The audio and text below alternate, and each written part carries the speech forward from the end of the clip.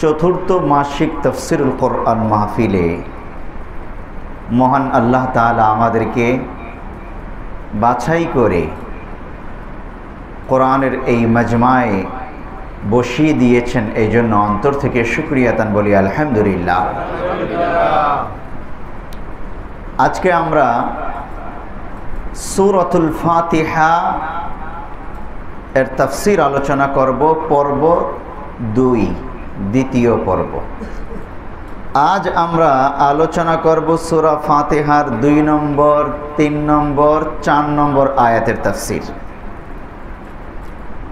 আলোচ্য বিষয় কি আছে এই আয়াতে, আমাদের জন্য কি শিক্ষা এবং মহান রবের পক্ষ থেকে কি মেসেজ রয়েছে, আমরা আজ এই তাফসিরুল কোরআন মাহফিল থেকে তা শুনব, আমল করব ইনশাআল্লাহ। গত পর্বে আমরা আলোচনা করেছিলাম সূরাতুল ফাতিহা আয়াত নম্বর 1 এর তাফসির। প্রথম আয়াতে 3টি বিষয় আলোচনা হয়েছিল। একটি হলো আলহামদ, প্রশংসা একমাত্র আল্লাহর জন্যে। 2 নম্বর ছিল আত-তাওহীদ ফি যাত, মহান আল্লাহ তাআলা সত্তাগত তাওহীদের আলোচনা, লিল্লাহি শব্দের মধ্যে যা রয়েছে। 3 নম্বর ছিল আত-তাওহীদ ফির রুবুবিয়্যাহ, যেটা ছিল রব্বিল আলামিন এই বাক্যের মধ্যে আলোচনা। এবং সেখান থেকে আমরা তাফসিরের মূল কথাগুলোই শুধু শুনেছি, যেখানে আমাদের জন্য অনেক মেসেজ এবং অনেক শিক্ষা রয়েছে। আলোচনাগুলো রেকর্ড করা হয়, প্রয়োজনে আমরা বারবার শুনে নেব। ইউটিউব চ্যানেলে রয়েছে, ফেসবুক পেজেও রয়েছে, বারবার শুনে নেব। আমাদের এই দর্সে তাফসিরুল কোরআন বারবার যখন শুনব, ইনশাআল্লাহ তাফসিরের মূল শিক্ষা আমরা হৃদয়ঙ্গম করতে পারবো, আমল করতে সহজ হবে। আজ আমরা আলোচনা করব সূরাতুল ফাতিহা আয়াত নম্বর 2, 3, 4। 2 নম্বর আয়াত, মহান আল্লাহ তাআলা বলছেন আর রহমানির রহিম। আর রহমান, যিনি অতি দয়ালু। আর রহিম, যিনি অতি মেহেরবান। এভাবেই আমরা সংক্ষিপ্ত অনুবাদ করে থাকি। মূলত আর রহমান আর রহিম এই শব্দ দুটো মহান আল্লাহ তাআলার সিফাতের বর্ণনা এই দুটো শব্দের মাধ্যমে করা হয়েছে। এজন্য সূরাতুল ফাতিহা এর 2 নম্বর আয়াতে আমাদের জন্য রয়েছে তাওহীদ, আত-তাওহীদ ফিস সিফাত, মহান আল্লাহ তাআলার গুণবাচক ক্ষেত্রে আল্লাহ তাআলা তার গুণবাচক গুণাগুণের ক্ষেত্রে একক, অদ্বিতীয়, তার সমকক্ষ কেউ নেই। উদাহরণত এখানে আল্লাহ তাআলা বললেন আর রহমান আর রহিম, তিনি অতি দয়ালু, অতি মেহেরবান। মহান আল্লাহ তাআলার মতো দয়া পৃথিবীর অন্য কোনো ব্যক্তি, কোনো শক্তি করতে পারবে কি? একটি হাদিসে রয়েছে, প্যারা নবী সাল্লাল্লাহু আলাইহি ওয়াসাল্লাম থেকে বর্ণিত, যে মহান আল্লাহ তাআলা 100 ভাগ দয়ার মধ্যে 1 ভাগ দয়া পৃথিবীর সমস্ত মখলুকাতের মধ্যে বন্টন করে দিয়েছেন। আর ওই মাত্র 1% দয়া পেয়ে মা তার সন্তানকে কেমন মায়া করে, পশু পাখি তার সন্তানকে কেমন মায়া করে, সামান্য অসুখ বিসুখে পড়লে সন্তান মা বাবা পাগলের মতো হয়ে যায়, ছুটাছুটি করে, তার জায়গা জমি সব কিছু বিক্রি করে দিয়ে সন্তানকে সুস্থ করার, বিপদ মুক্ত করার চেষ্টা করে। 100 ভাগের মাত্র 1 ভাগ দয়া পেয়ে এই মা বাবা কত মায়া করে সন্তানকে। এই যে 1 ভাগ দয়া পাইল, এই 1 ভাগ দয়া টোটাল মা বাবা পেয়েছে এমন না, বরং এই এক ভাগ দয়া সমস্ত মখলুকাতের মধ্যে বন্টন করে দিতে দিতে দিতে দিতে একটু দয়া মা আর বাবা পেয়েছে। আর ওইটুকুনের দয়ার পাওয়ার কত আমরা সন্তানরা বুঝতে পারি। আর খোদ আল্লাহ তাআলার কাছে ৯৯ ভাগ দয়া রয়ে গেছে।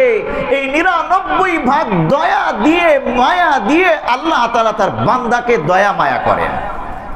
আপনি এবার চিন্তা করেন মহান আল্লাহ তাআলার দয়া মায়া কত বেশি।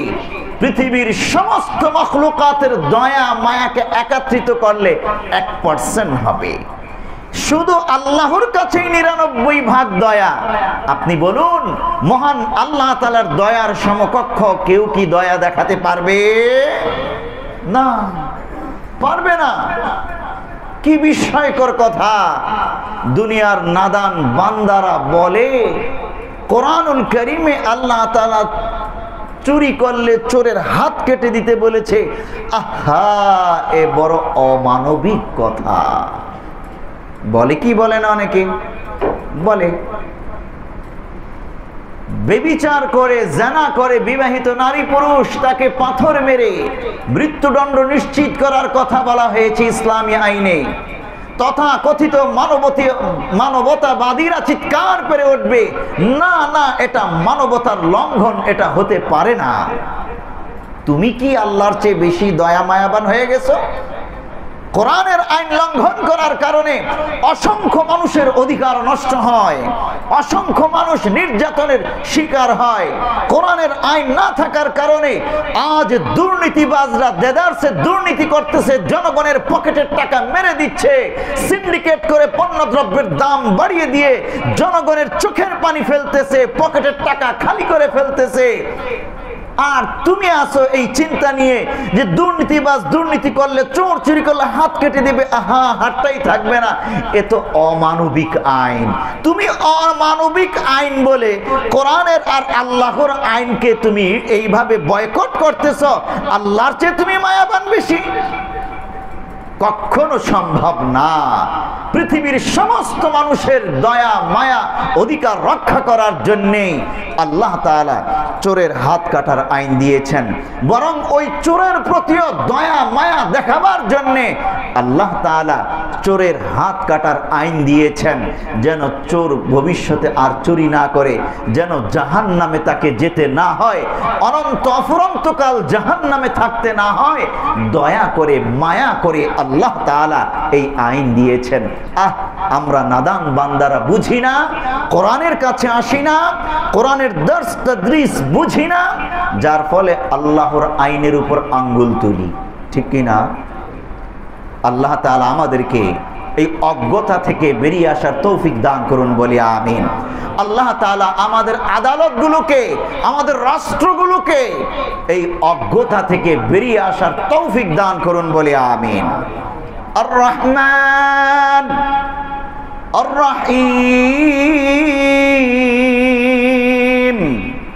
তিনি অসীম দয়ালু, অতি মেহেরবান। এই আর রহমান আর রহিম শব্দ দুটো তাফসীর আমরা পূর্বে করেছি। বিসমিল্লাহির রহমানির রহিম এর তাফসীর আলোচনায় আমরা ১.৫ ঘন্টা বিসমিল্লাহির রহমানির রহিমের তাফসীর করেছিলাম। সেখানে এই দুটি শব্দের তাফসীরও ছিল। এই জন্য আজ এই দুটি শব্দের তাফসীর আলোচনা বিস্তারিত করব না, সংক্ষিপ্ত শুধু ইঙ্গিত দিয়ে যাচ্ছি। ইমাম কুরতুবী রহমতুল্লাহ আলাইহি এই দুটো শব্দের মহান আল্লাহ তাআলার সিফাত, যেটাকে আমরা বলি আত-তাওহীদ ফিস সিফাত, এটার উপর ঈমান আনা একজন মুসলমানের জন্য অত্যন্ত জরুরি। এটার উপর ঈমান না আনলে মুসলমানই হবে না, ঈমানই পূর্ণতা লাভ করবে না। ইমাম কুরতুবী বলছেন, ইন্নামা ওয়াসাফা নাফসাহু বির রহমান আর রহিম বাদা কাওলিহি রাব্বিল আলামিন। প্রথম আয়াতে আলহামদুলিল্লাহি রাব্বিল আলামিন, এই রাব্বিল আলামিন শব্দের পরেই আল্লাহ তাআলা আর রহমান আর রহিম দ্বারা নিজের গুণ বয়ান করেছেন। কেন বয়ান করলেন? ইমাম কুরতুবী বলেন যে আত-তারগীব বিত-তারহীব, রব্বিল আলামিন দ্বারা মহান আল্লাহ তাআলা তারহিব করেছেন, ভীতি প্রদর্শন করেছেন, সতর্ক করেছেন বান্দাকে, জেনে রেখো সমগ্র জগতের সৃষ্টিকর্তা মহান আল্লাহ। তিনি তোমাকে সৃষ্টি করেছেন, তিনি তোমাকে মৃত্যু দিবেন, তিনি তোমাকে পাকড়াও করবেন, তোমার কর্মের হিসাব নেবেন। সাবধান, সতর্ক করেছেন আল্লাহ তাআলা।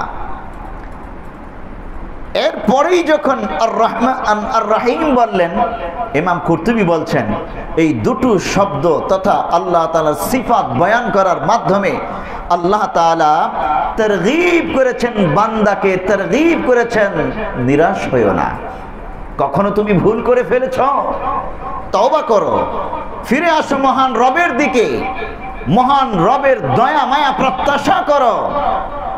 রবের দয়া তোমার জন্য প্রস্তুত রয়েছে।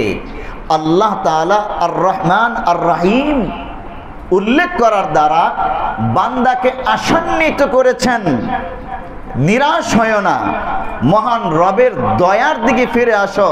এখানে তারগীব করেছেন আল্লাহ তাআলা। কামা ক্বালা তাআলা নাব্বি ইবাদি আন্নী আনাল গফুরুর রহিম ওয়া আন্না আযাবি হুয়াল আযাবুল আলীম। কোরআনুল কারীমের আয়াত মহান আল্লাহ তাআলা পিয়ারা নবী সাল্লাল্লাহু আলাইহি ওয়াসাল্লামকে লক্ষ্য করে বলছেন, নাব্বি ইবাদি আন্নী আনাল গফুরুর রহিম। হে নবী, আপনি আমার বান্দাদেরকে জানিয়ে দিন, আন্নী আনাল গফুরুর রহিম, যে আমি ক্ষমাশীল, আমি অতি দয়াময়। বান্দা গুনাহ করলে তওবা করো, ক্ষমা চাও। আল্লাহ তাআলা বুঝাতে চান আমি ক্ষমাশীল, ক্ষমা চাইবা ক্ষমা পাইবা। আর রহিম, আমি অতি দয়াবান, তুমি দয়া চাও আমি দয়া দেব। এর আগে আমরা বিসমিল্লাহির রহমানির রহিমের তাফসীর আলোচনা করতে গিয়ে বলেছিলাম আর রহিম আর রহমানের চেয়ে সীমিত, সব অক্ষর একটি কম আছে। রহমান দ্বারা রহমানুদ দুনিয়া, দুনিয়াতে আল্লাহ তাআলা কাফের, বেঈমান, মুমিন, মুনাফিক সকলকে দয়া মায়া করবেন। সূর্যের আলো সবার জন্য অবারিত, বৃষ্টির পানি সবার জন্য অবারিত, আকাশ বাতাসের অক্সিজেন প্রত্যেক বান্দা বিনা মূল্যে পাবে আল্লাহর কাছ থেকে। এমন নয় যে কাফের বেঈমানের জন্য আল্লাহ অক্সিজেন আটকে দিয়েছেন, শুধু ঈমানদারের জন্যই অক্সিজেন রেখেছেন। না, সবার জন্য আল্লাহ তাআলা দুনিয়াতে দয়ার সাগর। এই জন্য সকলকে সুযোগ দিয়েছেন আল্লাহর নিয়ামত ভোগ করার। কিন্তু রহিমুল আখিরা, আখিরাতে আল্লাহ তাআলার দয়া মায়া সবাই পাবে না, শুধুই ঈমানদাররা আল্লাহ তাআলার দয়া মায়া আখিরাতে পাবে। ওখানে কোনো কাফের, বেঈমান, মুনাফিক, নাস্তিক, মুরতাদ, কোরআন বিরোধী ব্যক্তিরা মহান আল্লাহর দয়া মায়া পাবে না। আল্লাহ তাআলা বললেন, নবী ইবাদি আন্নী আনাল গফুরুর রহিম। হে নবী, আপনি আমার বান্দাদেরকে বলে দিন যে আমি ক্ষমাশীল, আমি দয়াবান। ওয়া আন্না আযাবি হুয়াল আযাবুল আলীম, আর আমার শাস্তি, ওয়া আন্না আযাবি, আর আমার শাস্তি, জেনে নিও, হুয়াল আযাবুল আলীম, তা খুব যন্ত্রণাদায়ক কঠিন শাস্তি। যাকে পাকড়াও করবেন আল্লাহ, সে বুঝতে পারবে কত কঠিন মহান আল্লাহর পাকড়াও।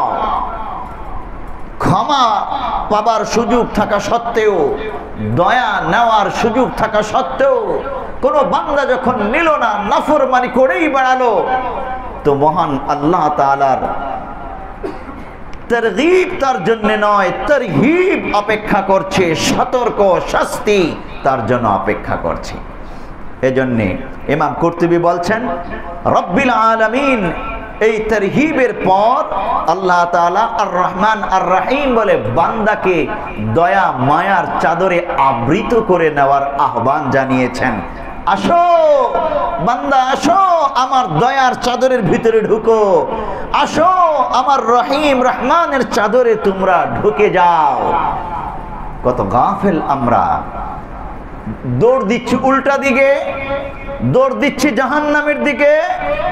নামাজ পড়তে আসি না মসজিদে, কোরআন তেলাওয়াত করতে পারি না, আমল করতে পারি না, সুদ খাই, ঘুষ খাই, দুর্নীতি করি, নাফরমানি করি মহান আল্লাহর। এভাবে দূরে সরে যাচ্ছি আর আযাবের দিকে ধাবিত হচ্ছি। আল্লাহ তাআলা অন্য আয়াতে বলছেন, ইন্না রাব্বাকা সারিউল ইকাব ওয়া ইন্নাহু লাগাফুরুর রহিম। ইন্না রাব্বাকা সারিউল ইকাব, জেনে নিও তোমার রব দ্রুত শাস্তি দানকারী। ওয়া ইন্নাহু লাগাফুরুর রহিম, এবং জেনে নিও তিনি ক্ষমাশীল, দয়াবান। শাস্তি পাওয়ার আগে তুমি ক্ষমা নিয়ে নাও, দয়া নিয়ে নাও। তাহলে এই আর রহমান আর রহিম ইমাম ইবনে কাসির রাহমাতুল্লাহি আলাইহি তার তাফসীর ইবনে কাসিরের মধ্যে উল্লেখ করছেন, ফার-রাব্ব ফীহি তারহিবুন ওয়ার রহমান আর রহিম তারগীবুন। এই যে আর রব তথা রব্বিল আলামিন, এই আয়াত দ্বারা আল্লাহ তাআলা তারহিব করেছেন, সতর্ক করেছেন, আল্লাহর ক্ষমতার বর্ণনা দিয়েছেন। আর আর রহমান আর রহিম দ্বারা তারগীব করেছেন, বান্দাকে উৎসাহিত করেছেন। ওয়াফিল হাদিসি, একটি হাদিসের মধ্যে রয়েছে পিয়ারা নবী সাল্লাল্লাহু আলাইহি ওয়াসাল্লাম বলেন, লাউ ইয়ালামুল মুমিনু মা ইনদাল্লাহি মিনাল উকুবাতি মা তামা'a ফি জান্নাতিহি আহাদুন ওয়ালাউ ইয়ালামুল কাফিরু মা ইনদাল্লাহি মিনার রাহমাতি মা কানাতা মিন রাহমাতিহি আহাদুন। প্যারা নবী বলছেন, যদি মুমিন বান্দা জানতো যে আল্লাহ তাআলার নিকট কেমন শাস্তি রয়েছে, কি কি প্রকারের শাস্তি রয়েছে, মা তামা'a ফি জান্নাতিহি আহাদুন, কোন বান্দা ওই জান্নাত পাওয়ার জন্য লালায়িত হতো না, বরং পেরেশান থাকতো, অন্তত আল্লাহর শাস্তি থেকে যেন আমি বেঁচে যাই। আয় আল্লাহ, তোমার ওই শাস্তি থেকে আমাকে বাঁচাও। কি কঠিন শাস্তি মহান আল্লাহর কাছে রয়েছে। ঈমানদাররা এটা জানলে কখন জান্নাতের কামনা করবে তো দূরের কথা, ওটা করার সুযোগ নাই। শুধু জাহান্নামের শাস্তি থেকে বাঁচার জন্য আকুল আবেদন জানাতো। আর ওয়ালাউ ইয়ালামুল কাফিরু মা ইনদাল্লাহি মিনার রাহমাতি মা কানাতা মির রাহমাতিহি আহাদুন, কাফেররা যদি জানতো যে মহান আল্লাহ তাআলার নিকট কি পরিমাণ দয়া মায়া আছে, তাহলে তারা কখনোই আল্লাহর দয়া থেকে নিরাশ হতো না। গুনাহ করার পর, পাপ করার পর, কুফরি করার পর যদি জানতে পারতো মহান রবের এত এত দয়া আছে, একবার কালিমা তাইয়্যিবা পাঠ করলে পিছনের যাবতীয় গুনাহ খাতা ধুয়ে মুছে সাফ করে আল্লাহ তাআলা তার দয়ার চাদরে বান্দাকে ঢেকে নেন, এটা জানতে পারলে এই কাফের বেঈমানরা কখনো নিরাশ হতো না, মহান রবের দয়া পাওয়ার জন্য দৌড়াতো। কিন্তু এই গাধারা জানে না বলে ঈমান আনতে পারে না, বুঝতে পারে না, বিরোধিতা করে আল্লাহর, বিরোধিতা করে ইসলামের আর কোরআনের। আল্লাহ তাআলা পৃথিবীর সমস্ত কাফের বেঈমানদেরকে কোরআন বুঝে, ইসলাম বুঝে মুসলিম হওয়ার তৌফিক দান করুন, বলি আমিন। অত্র এলাকার যত হিন্দু, বৌদ্ধ, ইহুদি, খ্রিস্টান আছে সকলকে আল্লাহ তাআলা কোরআনের ছায়াতলে আসার তৌফিক দান করুন, বলি আমিন। তবে হ্যাঁ, একটি ভবিষ্যৎবাণী আছে, খোদ পেয়ারা নবীর ভবিষ্যৎবাণী আছে। হাদিসটি সম্ভবত আপনাদেরকে আগেও শুনিয়েছিলাম আমি। শেষ জামানায় হযরত ঈসা ইবনে মারইয়াম যখন আসমান থেকে আসবেন, সহিহ বুখারীর হাদিস 3448 নম্বর হাদিস, لا يوشكن أن ينزل فيكم ابن مريم حكما وعدلا فيكسر الصليب ويقتل الخنزير ويضع الجزية ويفيض المال حتى لا يقبله أحد حتى تكون السجدة الواحدة خير من الدنيا وما فيها। এই হাদিসে প্যারা নবী বলছেন, অতি শীঘ্রই আসমান থেকে জমিনে নেমে আসবেন ঈসা ইবনে মারইয়াম এবং সারা পৃথিবীতে তিনি কোরআনের রাজ কায়েম করবেন। সুবহানাল্লাহ বলি। কোরআনের রাজত্ব কায়েম করবেন এবং ইনসাফ প্রতিষ্ঠা করবেন। ফায়াকসিরাস সালিব, ক্রুশ চিহ্ন ভেঙে ফেলবেন। ক্রুশ চিহ্ন চিনেন তো? খ্রিস্টানদের ধর্মীয় প্রতীক, গির্জায় দেখা যায়, তাদের ওই বাইবেল কিতাবেও উপরে এই ক্রুশ চিহ্ন, গলার মধ্যে তারা ক্রুশ চিহ্ন ঝুলায়। ক্রুসেডাররা যখন যুদ্ধ করত ক্রুশ চিহ্নের উপর হাত রেখে শপথ করে যুদ্ধে নামতো। এখনো আমেরিকান ক্রুসেডাররা ওই ক্রুশের উপর হাত রেখে শপথ করে মুসলমানদের বিরুদ্ধে যুদ্ধে নামে। আপনি চিন্তা করেন এটা কত বড় ধর্মীয় প্রতীক তাদের। এই ক্রুশ চিহ্নটা হলো তাদের বিশ্বাস ঈসা আলাইহিস সালাম সমস্ত পাপ, উম্মতের সমস্ত পাপ নিয়ে আত্মহুতি দিয়েছেন, মরে গেছেন। তাকে ইহুদিরা হত্যা করেছে। দুই হাত দুই দিকে ছড়ানো, পা নিচের দিকে ঝুলানো, মাথাটা এইদিকে এইভাবে কাত করে পড়া, এটাই ক্রুশ চিহ্ন। ঈসা ইবনে মারইয়াম আগমন করে ফায়াকসিরাস সালিব, খ্রিস্টানদের ধর্মীয় প্রতীক ক্রুশ চিহ্ন ভেঙে ফেলবেন আর বলবেন তোমাদের ধর্ম মিথ্যা, আমি খ্রিস্টান ছিলাম না, আমার ধর্ম খ্রিস্টান নয়, এই ক্রুশ চিহ্ন মিথ্যা, এটা আমার কোনো চিহ্ন নয়, এটা খ্রিস্টানরা ইহুদিদের সংস্কৃতিতে নিজেরা তৈরি করেছে। আমি মুসলিম, আমি ইসলাম প্রচারক, আমি কোরআন তোমাদের সামনে পেশ করতেছি, মেনে নাও, অন্যথায় তোমাদের বাঁচার উপায় নেই। এই বলে ক্রুশ চিহ্ন ভেঙে ফেলবেন, ওদেরকে ইসলামের আহ্বান জানাবেন। খ্রিস্টানরা চোখের সামনেই যখন ঈসা ইবনে মারইয়ামকে দেখতে পাবে, যাকে নিজেদের নবী মনে করে, সেই ঈসা ইবনে মারইয়ামই যখন বলছে আমি মুসলিম, এবং তিনি যখন বলছে এই কোরআনের অনুসারী আমি, তোমরাও কোরআন মান্য করো, অন্যথায় বাঁচার উপায় নাই, দলে দলে কোটি কোটি খ্রিস্টান সবাই মুসলমান হয়ে যাবে। অদূর ভবিষ্যতে বর্তমান পৃথিবীর প্রায় 350 কোটি খ্রিস্টান, এরা হলো হবু মুসলিম। আমেরিকা, ইউরোপের যত খ্রিস্টান আছে, ইসলাম ধর্ম গ্রহণ করা ব্যতীত তাদের উপায় নাই। মুসলিম হতে তারা বাধ্য, মুসলিম হতেই হবে তাদেরকে। যারা মুসলিম হবে না, ইহুদিদের মতো ঈসা ইবনে মারইয়ামের সেনাবাহিনীর তরবারির তলে পড়ে জাহান্নামের পৌঁছে যাবে। সরাসরি সুনানে আবু দাউদের হাদিস রয়েছে। প্যারা নবী সাল্লাল্লাহু আলাইহি ওয়াসাল্লাম বলেছেন, হাদিসে ইরশাদ করেছেন, ওয়ায়ুকাতিলুন নাস, হযরত ঈসা ইবনে মারইয়াম সমগ্র পৃথিবীর কাফের বেঈমানদের বিরুদ্ধে যুদ্ধ করবেন। ওয়ায়ুহলিকুল্লাহু ফি জামানিহিল মিলালা কুল্লাহা ইল্লাল ইসলাম, তার জামানায় আল্লাহ তাআলা সমস্ত ধর্মকে মিটিয়ে দেবেন, শুধু ইসলাম ধর্ম বাকি থাকবে। হাদিসটা আমরা আগেও শুনেছি, আজ প্রসঙ্গক্রমে বলে ফেললাম। প্যারে হাজিরিন, আমরা ভাগ্যবান, আমরা এই ইসলামের অনুসারী, আমরা ভাগ্যবান। মুসলিমায় কিছু মানুষ আজ এই কোরআনের তাফসীর শুনছি, যে কোরআন সমগ্র পৃথিবীতে প্রতিষ্ঠা করবেন ঈসা ইবনে মারইয়াম আলাইহিমুস সালাম। আল্লাহ তাআলা আমাদেরকে মৃত্যুর আগ পর্যন্ত এই কোরআনের ছায়াতলে থাকার তৌফিক দান করুন, বলি আমিন। প্যারে হাজিরিন, আমরা সূরা ফাতিহার 2 নম্বর আয়াতের তাফসীর সমাপ্ত করলাম সংক্ষেপে। 3 নম্বর আয়াতে আমরা এবার প্রবেশ করতে চাই। মহান আল্লাহ বলছেন, মালিকি ইয়াউমিদ্দিন, মালিকি ইয়াউমিদ্দিন, বিচার দিবসের অধিপতি। কে বিচার দিবসের অধিপতি? মহান আল্লাহ। মালিক, এটা আরবি শব্দ, বাংলাতেও ব্যবহার হয়। মালিক বলতে আমরা বুঝি মালিক, অধিকারী ব্যক্তি, যে কোনো একটা সম্পত্তির মালিক হয়েছে, কোনো ঘর বাড়ির মালিক হয়েছে, বলি না আমরা যে ও এত এত সম্পত্তির মালিক। তো আল্লাহ রাব্বুল আলামিন মালিকি ইয়াউমিদ্দিন বলে আমাদেরকে কি মেসেজ করতে চান, কি বুঝাতে চান? এই আয়াতে আমরা দুটো আলোচ্য বিষয় পাই।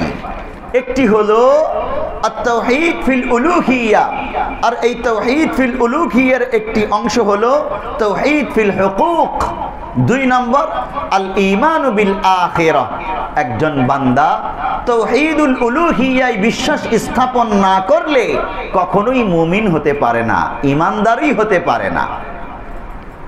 মক্কার কুরাইশরা, কাফেররা, মূর্তি পূজকরা তাওহীদ ফি যাত বিশ্বাসী ছিল।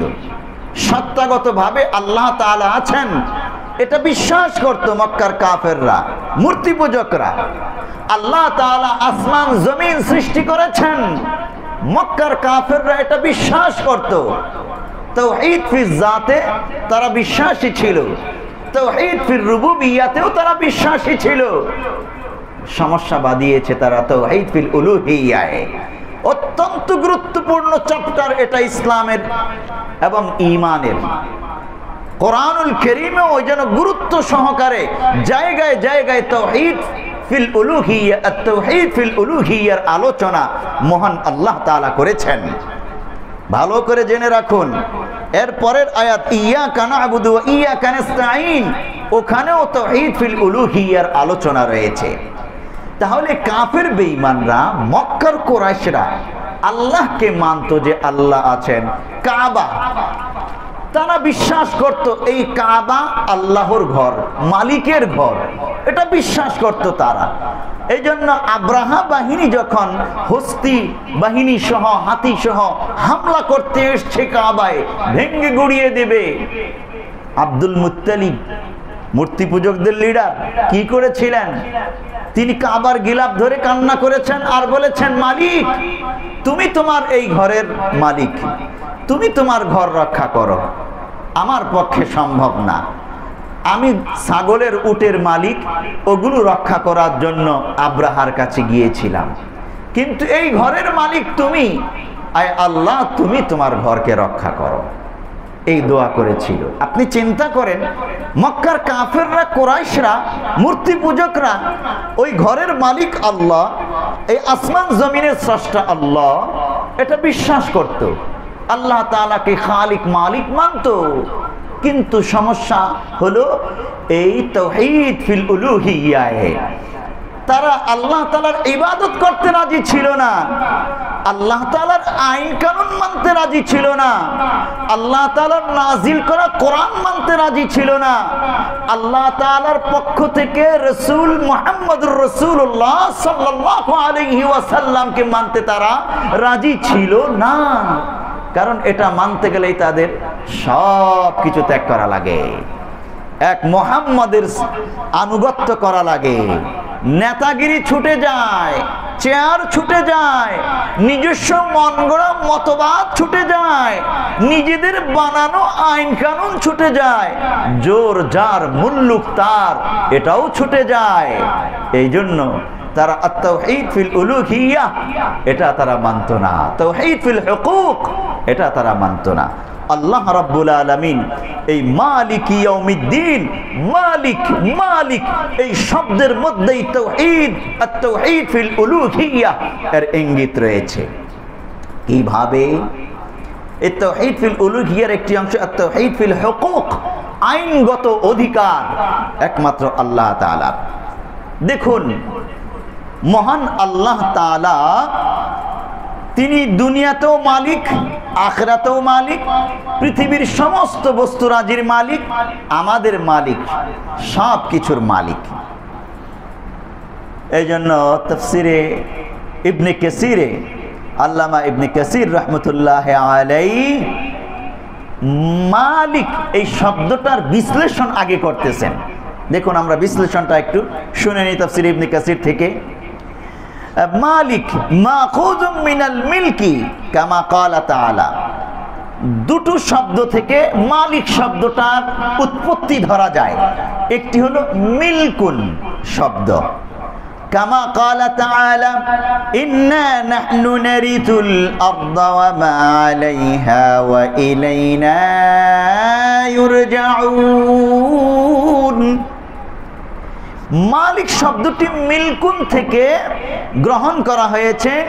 মিলকুন শব্দের অর্থ হলো মালিকানা, আর এই অর্থে কোরআনের আয়াত খোদ আল্লাহ তাআলা বলছেন, ইন্না নাহনু নারিসুল আরদা ওয়া মা আলাইহা ওয়া ইলাইনা ইউরজাউন। নিশ্চয়ই আমি আসমান জমিনের মালিক, পৃথিবীর মালিক, এবং তাতে যা কিছু আছে সব কিছুর মালিক। মহান আল্লাহ তাআলা পৃথিবীর সমস্ত কিছুর মালিক, কোনো সন্দেহ আছে? আমরা বলি না যে এই আমাদের দেহটাকে আল্লাহ তাআলা আমাদের কাছে আমানত রেখেছেন, এটা আল্লাহর সম্পত্তি, এটাকে যেভাবে খুশি সেভাবে ব্যবহার করা যাবে না। এই কথা শুনেছি না আমরা বহুবার। আমাদের চোখ, আমাদের জবান, আমাদের কান, হাত, এগুলো আল্লাহর পক্ষ থেকে দেয়া আমাদের কাছে আমানত। আর এটা আমানত বলেই নিজের হাত দিয়ে নিজের গালে চড় মারা যাবে না। কেন? কারণ এই গালটা, দেহটা আল্লাহর পক্ষ থেকে আমানত।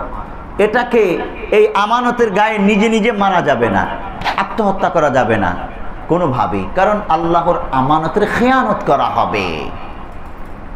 এখন বলবেন আমাদের কাছে আমরা কারা? এই দেহ, বডি, চক্ষু, কর্ণ, নাসিকা, এটাই তো আমরা। তাহলে এটার আবার আমানত হয় কিভাবে? এটা এক সূক্ষ্ম বিষয়। এটার তাফসির করতে গেলে আবার সেই সূরা কাহাফের তাফসিরে প্রবেশ করা লাগবে। আমি সেই দিকে যাচ্ছি না, শুধু সংক্ষেপে এতটুকু শুনি নেই। একজন মানুষ যখন মারা যায়, মৃত্যুবরণ করে, তখন মানুষের দেহটা দুনিয়াতে পড়ে থাকে, খাঁচাটা, দেহটা আমরা কবরে দেই। তো এই দেহ থেকে আরো একটা দেহ বেরিয়ে যায়, যেটা ধরা যায় না, দেখা যায় না, ছোঁয়া যায় না। জিসিম দুই প্রকার, জিসমে মেসালি, জিসমে আনসুরি। ব্যাখ্যা অন্যদিকে বড় হয়ে যাবে, আমি তাফসির বড় করতে চাই না। 1 ঘন্টার মধ্যে আলোচনা সমাপ্ত করার এরাদা পোষণ করে আজকে বসেছি। তো মানুষ যখন মৃত্যুবরণ করে, তার খাঁচা, সোলম, খোলস দুনিয়াতে পড়ে থাকে। এই খাঁচা, সোলম, খোলস এটা নিয়ে মানুষ কান্নাকাটি করে, এটাকে কবরে দাফন করে। এটা আসল না, এটা নকল। আসলটা চলে গেছে, এবং ওটার অবিকল এই আমার মতো একটা বডি আছে আলমে আরওয়াহ, যেটার কাছ থেকে মহান আল্লাহ তাআলা প্রতিজ্ঞা নিয়েছিলেন, আলাস্তু বিরাব্বিকুম। আমরা সবাই বলেছিলাম কালু বালা, হ্যাঁ আই আল্লাহ, তুমি আমাদের রব। এই যে আমরা মহান রবের সাথে অঙ্গীকারবদ্ধ হয়েছে আলমে আরওয়াহে, রূহ জগতে, ওটা ছিলাম আমরা, ওটা হলাম আসল আমরা। দুনিয়াতে এই যে এখন আমরা যারা বসা, আমরা হয়তো এখন ভাবতেছি, যে চোখ দিয়ে তাকাইতেছি, এই যে আমি হাত নাড়াচ্ছি, আমি কথা বলতেছি, আমার এই বডিটা তো আমার না, এটা আমি না। তাহলে আমিটাকে, আমিটা এই বডির ভিতরে আছে। যখন আমার মৃত্যু হবে, বডিটা পড়ে থাকবে দুনিয়ায়, আমিটা চলে যাব মহান রবের কাছে, হয় ইল্লিগিনে নয় সিজ্জিনে। দুটো জায়গার কোনো এক জায়গায় চলে যাবে আমার রূহ, এবং ওই রূহটার একটি অবয়ব আছে, বডি আছে, অবিকল আমার এই বডির মতো। শাস্তি হয় রূহ এর উপর, দেহের মধ্যে সেটা অনুভূত হয় মাত্র। এটা অনেক সূক্ষ্ম ব্যাখ্যা, আমি সেই দিকে আর যাচ্ছি না। শুধু এতটুকুন বলতে চাই যে আমার দেহটা আমার কাছে আমানত মহান আল্লাহর পক্ষ থেকে। আমার প্রত্যেকটা অঙ্গ প্রত্যঙ্গ আমানত, আমরা এই আমানতের খেয়ানত করব না। আল্লাহ তাআলা বলছেন, ইন্না নাহনু নারিসুল আরদা ওয়া মান আলাইহা, আমি দুনিয়ার সব কিছুর মালিক এবং এর মধ্যে যা কিছু আছে, তার মানে আমরাও আছি, আমাদের মালিকও আল্লাহ। ওয়া ইলাইনা ইউরজাউন, এবং সব কিছু আমার কাছেই প্রত্যাবর্তিত হবে। এই আমরা মহান রবের কাছেই ফিরে যাব। কোনো সন্দেহ আছে? কোনো সন্দেহ নাই। আরেকটি শব্দ ও মালিক, মাখুযুম মিনাল মুলকি, এই মালিক শব্দটা মুলকুন থেকে উৎপত্তি হয়েছে। কামা ক্বালা তাআলা, আল মুলকু ইয়াউমাইদিনিল হাক্কু লিররহমান ওয়া কানা ইয়াওমান আলাল কাফিরিনা আসীরা। সূরা ফুরকান আয়াত নম্বর 26। মহান আল্লাহ তাআলা এই মালিক শব্দটা মুলকুন অর্থ থেকে গ্রহণ করে এই আয়াতে আয়াত নাজিল করেছেন। মুলকুন অর্থ রাজত্ব, ক্ষমতা। আর আল্লাহ তাআলা বলছেন আল মুলকু ইয়াউমাইদিনিল হাক্কু লিররহমান, সত্য সত্যই বাস্তবিক ভাবেই রাজত্ব লিররহমান, দয়াময় আল্লাহ এর জন্যে। ওয়া কানা ইয়াওমান আলাল কাফিরিনা আসীরা, ওয়া কানা ইয়াওমান আলাল কাফিরিনা আসীরা। আর ওই দিন তথা হাসরের দিন, সেই কিয়ামতের দিন কাফেরদের জন্য অনেক কঠিন হবেন, কঠোর হবেন মহান আল্লাহ তাআলা। হাসরের ময়দানটা কাফেরদের জন্য অত্যন্ত কঠোর হবে, নাফরমানদের জন্য অত্যন্ত কঠোর হবে। কারণ রাজত্ব, বিচারক হিসেবে, বিচারপতি হিসেবে, ক্ষমতাধার হিসেবে আল্লাহ তাআলা হাসরের ময়দানে কাফের বেঈমানদেরকে এক চুল পরিমাণও ছাড় দেবেন না, এক চুল পরিমাণও দয়া দেখাবেন না। দুনিয়াতে যেই দয়াটা দেখান, সুযোগ দিয়েছেন, ওখানে কোনো সুযোগ আল্লাহ তাআলা দেবেন না। তাহলে মালিকি ইয়াউমিদ্দিন, মালিক শব্দটা দুটো অর্থেই আমরা নিতে পারি, কিন্তু এখানে মূল অর্থ হলো মহান আল্লাহ তাআলা ক্ষমতা এবং বিচারপতি হিসেবে আল্লাহ তাআলা হাসরের ময়দানে তিনি বিচার কার্য পরিচালনা করবেন। মালিক হিসেবে, ক্ষমতাধর হিসেবে, তার রাজত্বের মালিক হিসেবে তিনি রাজ্য পরিচালনা করবেন, বিচার পরিচালনা করবেন। এই আয়াত, এই মালিকি, এই আয়াত থেকে আমরা একটি শিক্ষা, একটি সবক এই শব্দ থেকে গ্রহণ করতে চাই, যেটা আমাদের পুরো রাজ্যে, পুরো বাংলাদেশে, এমনকি সংবিধানের ভিতরেও এই মালিকি শব্দের বিপরীত ধ্যান ধারণা, আকীদা ঢুকানো হয়েছে। আমাদের রাজনীতিবিদরা এই মালিকি ইয়াউমিদ্দিন, এই মালিকি শব্দের বিপরীত আকীদা লালন করে। কি সেটা? আমরা বলে থাকি, কথায় কথায় বলে থাকি, জনগণ সকল ক্ষমতার উৎস, বলি না? জনগণ সকল ক্ষমতার উৎস বলি। এই কথাটা মালিক শব্দের বিপরীত। কারণ মালিক শব্দটা সার্বভৌমত্বের ক্ষমতাধর অর্থ বোঝায়, আর এটা একমাত্র আল্লাহ তাআলা। সার্বভৌম ক্ষমতার মালিক কে? একমাত্র আল্লাহ। এখন আমরা যদি বলি জনগণই সার্বভৌম ক্ষমতার মালিক, জনগণই সকল ক্ষমতার উৎস, তাহলে মহান আল্লাহ তাআলার সমকক্ষ জনগণকে সাব্যস্ত করা হচ্ছে সরাসরি শিরক।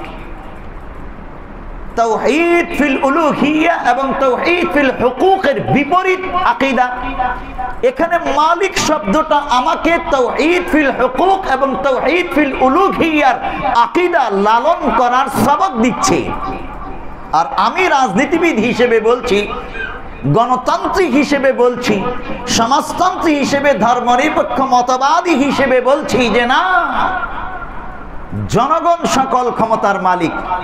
আইন প্রণয়ন করবে জনগণ, জনগণের জন্য আইন ব্যবহার হবে, জনগণ কর্তৃক সরকার নির্বাচিত হবে, জনগণ কর্তৃক সরকার অপসারিত হবে, জনগণই যাবতীয় আইন প্রণয়ন করবে এবং বাস্তবায়ন করবে। এক কথায় যেটাকে আমরা বলি ডেমোক্রেসি। তাহলে এই মালিক শব্দের বিপরীত ধ্যান ধারণা সমস্ত পৃথিবীর তন্ত্র মন্ত্র রাষ্ট্রগুলোতে জালের মতো বিছিয়ে আছে। অথচ আল্লাহ তাআলা এই আয়াতে আমাদেরকে সবক দিলেন, সার্বভৌম ক্ষমতার মালিক একমাত্র আল্লাহ। পৃথিবীর কেউ এত মালিকানা অর্জন করতে পারে না, সম্ভব নয়। পেয়ারে হাজিরিন, এজন্য সাবধান। আমরা রাজনীতি করি, সমাজনীতি করি, যেটাই করি না কেন, কিন্তু আমার ঈমান সবার আগে, আমার ঈমান সবার আগে, তারপরে রাষ্ট্র, সমাজ, রাজনীতি, পরিবার, অর্থনীতি এগুলো পরে, কিন্তু ঈমান সবার আগে। এই স্লোগানটা, এই কথাটা যেন আমরা মনে রাখি। সার্বভৌম ক্ষমতার মালিক আল্লাহ, সমস্ত ক্ষমতার উৎস একমাত্র আল্লাহ, জনগণ নয়। সংবিধানও যেটা ঢুকে গেছে, উদাত্ত আহ্বান জানাবো আমরা আমাদের ক্ষুদ্র জায়গা থেকে, পরিবর্তন করা হোক সংবিধান। এবং ঈমান বিধ্বংসী সূরা ফাতিহার 3 নম্বর আয়াতের বিপরীত আকীদা এবং তাওহীদ ফিল উলুহিয়্যাহ, তাওহীদ ফিল হুকুকের বিপরীত আকীদা সেখান থেকে সরিয়ে ফেলা হোক। ওই আকীদা থেকেই আইন প্রণয়ন করা হয়, আদালত পরিচালনা হয়, জনগণ কর্তৃক রচিত আইন দ্বারা আদালতে রায় ঘোষণা করা হয়, যেটা তাওহীদ ফিল হুকুকের বিপরীত। একমাত্র আল্লাহ তাআলাই আইন তৈরি করতে পারেন, বান্দা শুধু অনুসরণ করবে, এতটুকুন বান্দার দায়িত্ব। মানুষ কখনো আইন তৈরি করতে পারে না, কারণ ওটা তাওহীদ ফিল হুকুকের বিপরীত চলে যায়, মালিক শব্দের বিপরীত চলে যায়। আইন বানাবার অধিকারী মালিক একমাত্র আল্লাহ। দেখুন কোরআনুল কারীমে মহান আল্লাহ বলছেন, যালিকুমুল্লাহু রাব্বুকুম লাহুল মুলকু লা ইলাহা ইল্লাহু ফাআন্না তুসরাফুন। সূরা জুমার আয়াত নম্বর 6। মহান আল্লাহ বলছেন, যালিকুমুল্লাহু রাব্বুকুম, তিনি তোমাদের রব, লাহুল মুলকু, যাবতীয় মালিকানা, রাজত্ব, যাবতীয় হুকুক একমাত্র তার জন্যে, লা ইলাহা ইল্লাহু, তিনি ব্যতীত কোনো ইলাহ নেই। ফাআন্না তুসরাফুন, অতএব তোমরা কোন দিকে ছুটতেছ? বান্দাদের দিকে, দুনিয়ার মানুষের দিকে লক্ষ্য করে, বাংলাদেশের সমস্ত রাজনীতিবিদদেরকে লক্ষ্য করে বলছেন আল্লাহ, ফাআন্না তুসরাফুন, তোমরা কোন দিকে ছুটছো? ইলাহ তো একমাত্র আল্লাহ, আইন প্রণয়নের ক্ষমতা তো একমাত্র আল্লাহর, সমস্ত ক্ষমতার উৎস, মালিকানা তো একমাত্র আল্লাহর। ফাআন্না তুসরাফুন, কোন দিকে ছুটছো তোমরা? আল্লাহ তাআলা সূরা আহজাব আয়াত নম্বর 36 বলছেন, মা কানা লিমুমিনিন ওয়ালা মুমিনাতিন ইযা কাদাল্লাহু ওয়া রাসূলুহু আমরান আন ইয়াকুনা লাহুমুল খিয়ারাতু মিন আমরিহিম। মুমিন এবং মুমিনা নারীদের এই অধিকার নেই। আল্লাহ এবং তার রাসূল যখন কোনো বিষয়ে ফয়সালা করেন, ওই বিষয়ে মুমিন নারী পুরুষ অন্য ফয়সালা করবে, এই অধিকার কোনো মুমিন নারী পুরুষের নাই। আপনি দেখুন সূরা আহজাবের এই 36 নম্বর আয়াতের বিপরীত সমস্ত পৃথিবীর রাজনীতিবিদরা চলতেছে দেদারসে। আল্লাহর বিপরীত আইন কানুন প্রণয়ন করে সমানে সমাজনীতি বানাচ্ছে, অর্থনীতি বানাচ্ছে, রাষ্ট্রনীতি বানাচ্ছে, বিচার নীতি বানাচ্ছে। আহা, কত ভুলের মধ্যে আমরা আছি। সূরা ফাতিহার 3 নম্বর আয়াতের তাফসীর যেন আমরা আমাদের সমাজে, রাষ্ট্রে, পরিবারে সব জায়গায় প্রবেশ করাতে পারি। আল্লাহ তাআলা তৌফিক দান করুন, বলি আমিন। এরপরে আসুন ইয়াউমিদ্দিন। ইয়াউমুন শব্দের অর্থ দিবস, আর এই ইয়াউমুন দ্বারা বোঝানো হয়েছে ইয়াউমুল কিয়ামা, কিয়ামতের দিবস। হাশরের ময়দান কায়েম হবে। ইসরাফিল আলাইহিস সালাম যখন সিংহায় ফুৎকার দিবেন, তখন হাশরের ময়দান কায়েম হবে। মানুষ ধ্বংস হয়ে যাবে, ধ্বংস হয়ে যাবার পর আবার সিংহায় ফুৎকার দেবেন, হাশরের ময়দান কায়েম হবে। সবাই মাটি থেকে উঠবে, হিসাব দেওয়ার জন্য রবের দরবারে যাবে। তো এটাকে ইয়াউমুন বলেছেন আল্লাহ তাআলা। আদ-দ্বীন শব্দের অর্থ কি? আদ-দ্বীন চারটা অর্থে ব্যবহার হয়। আমি চারটা অর্থই আজকে বলতে যাচ্ছি না, সময় লেগে যাবে। কোরআনুল কারীমে আদ-দ্বীন শব্দটি চারটি অর্থে ব্যবহৃত হয়েছে। তার মধ্যে এখানে আদ-দ্বীন শব্দটি বিচার, প্রতিদান, প্রতিদান বিচার এই অর্থে ব্যবহার হয়েছে। আর সূরা কাফিরুনে আরেকটা আছে না, দিন, ওই যে লাকুম দীনুকুম ওয়ালিয়া দীন, ওখানেও একটা দিন আছে। ওটার অর্থ কি? ওটার অর্থ হলো তোমাদের কর্মফল তোমাদের, আমাদের কর্মফল আমাদের। খবরদার এই অনুবাদ কইরেন না যে তোমাদের ধর্ম তোমাদের, আমাদের ধর্ম আমার, যার যার ধর্ম শেষে পালন করবে, ধর্ম যার যার, উৎসব সভা। নাউজুবিল্লাহ, খবরদার, এটা ওই আয়াতের বিপরীত স্লোগান। ধর্ম যার যার, উৎসব সবার, এই কথাটা এই সূরা কাফিরুনের লাকুম দীনুকুম ওয়ালিয়া দীন আয়াতের বিপরীত। আবার তোমাদের ধর্ম তোমাদের, আমাদের ধর্ম আমাদের, স্বাধীন, যার যার মতো পালন করো, কোনো সমস্যা নাই, তোমাদের ধর্ম সঠিক, আমাদেরটা সঠিক, এটাও এই লাকুম দীনুকুম ওয়ালিয়া দীন আয়াতের বিপরীত। কারণ এই আয়াতটাই নাজিল হয়েছে কাফের বেঈমানদের ওই বক্তব্যের বিপরীত। কাফের বেঈমানরা প্রস্তাব করেছিল পেয়ারা নবী সাল্লাল্লাহু আলাইহি ওয়াসাল্লামকে, ও মুহাম্মদ, আসো তুমি এক বছর আমাদের ধর্ম পালন করবা, আমরা এক বছর তোমাদের ধর্ম পালন করব। তাহলে সব ধর্মই পালন হয়ে গেল, প্রত্যেকের ধর্মের মর্যাদাই ঠিক রইল, কারো ধর্ম কোনো বাতিল হইল না। এই প্রস্তাব করেছিল। আল্লাহ তাআলা এই আয়াত নাজিল করে আল্লাহ নবীকে বললেন, আপনি জানিয়ে দিন, লাকুম দীনুকুম ওয়ালিয়া দীন, তোমাদের কর্মফল তোমরা ভোগ করবে, আমাদের কর্মফলের প্রতিদান আমরা পাবো। আমার দাওয়াত দেওয়া দরকার যে তোমাদের ধর্ম বাতিল ত্যাগ করে ইসলাম গ্রহণ করো। আমি দাওয়াত পৌঁছে দিয়েছি, গ্রহণ না করলে তোমাদের কর্মফল তোমরা ভোগ করবে, আমাদের কর্মফল আমরা ভোগ করব। কিন্তু তোমাদের বাতিল ধর্মটা তো বাতিল, ওটা আমি কেন মানব? আমার ধর্ম সঠিক, আল্লাহ তাআলা দিয়েছেন, এটা তোমরা মানো, তোমরা নিরাপত্তা পাবে, জান্নাত পাবে, আল্লাহর সন্তুষ্টি পাবে। এই ছিল আয়াতের মূল বক্তব্য। অথচ কি বিস্ময়কর কথা, আমাদের বাংলাদেশের একজন প্রবীণ রাজনীতিবিদ, বড় লিডার, নাম বলছি না, তিনি চট্টগ্রামের বড় এক সমাবেশে ওই হিন্দু ধর্ম অন্যান্য ধর্মগুলোকেও ইসলাম ধর্মের সাথে একাকার করে বক্তব্য পেশ করতে গিয়ে বলেছিলেন, লাকুম দীনুকুম ওয়ালিয়া দীন, বুখারী শরীফের হাদিস, তোমাদের ধর্ম তোমাদের, আমাদের ধর্ম আমাদের। এই ধর্মনিরপেক্ষ মতবাদের বক্তব্যের পক্ষে বলতে গিয়ে এই আয়াত এখনো অনেক রাজনীতিবিদরা বলেন, অথচ এই আয়াতটাই ধর্মনিরপেক্ষ মতবাদের বিপক্ষের আয়াত। বুঝতে পেরেছি আমরা? আকীদা আমাদের বুঝতে হবে। মহান আল্লাহ রাব্বুল আলামিন, মহান আল্লাহ রাব্বুল আলামিন আমাদেরকে এই যে ইয়াউমুদ্দিন, আদ-দ্বীন শব্দটার অর্থ করতে গিয়ে আবার সূরা কাফিরুনে চলে গেছি। আদ-দ্বীনের আরেকটা অর্থ সূরা মায়েদায় আছে, اليوم أكملت لكم دينكم وأتممت عليكم نعمتي ورضيت لكم الإسلام دينا। এই যে আল-ইয়াউমা আকমালতু লাকুম দীনাকুম, ওই দ্বীনের অর্থ কি? ওই দ্বীনের অর্থ হলো জীবন বিধান, আইন কানুন।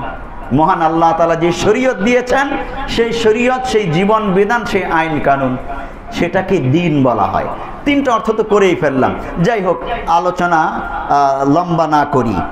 এখানে মহান আল্লাহ তাআলা আমাদেরকে যে সবক দিয়েছেন, ইয়াউমুদ্দিন, তিনি বিচার দিবসের অধিপতি, বিচারক হবেন, মালিক হবেন, ক্ষমতাধর হবেন, বাদশাহ হবেন, বিচার দিবসের বাদশাহ হবেন মহান আল্লাহ তাআলা। ইয়াউমুদ্দিন অর্থটা আমরা বুঝতে পারলাম। এখন আসুন, মহান আল্লাহ তাআলা এই বিচার দিবসের বাদশাহ কেন হওয়া লাগবে? বিচার দিবসে কেন তার বিচারপতি হওয়া লাগবে?